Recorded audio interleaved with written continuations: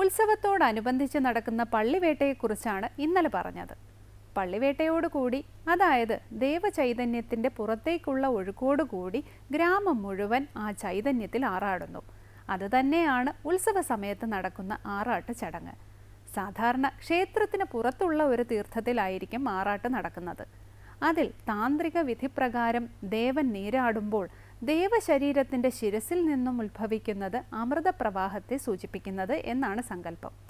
ദേവന്റെ ഈ നിമജ്ജനത്തോടെ നാട്ടുകാരും ആറാട്ട് തീർത്ഥത്തിൽ സ്നാനം ചെയ്യുന്നത് ഈ സങ്കല്പത്തിലാണ്.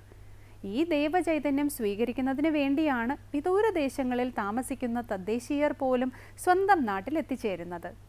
പരദേവതയുടെ ഈ അനുഗ്രഹ പ്രവാഹത്തിൽ ദേശത്തുള്ള എല്ലാവരും പങ്കുചേരുക എന്നത് പണ്ടേയുള്ള ഒരു എഴുതപ്പെടാത്ത നിയമമായിരുന്നു.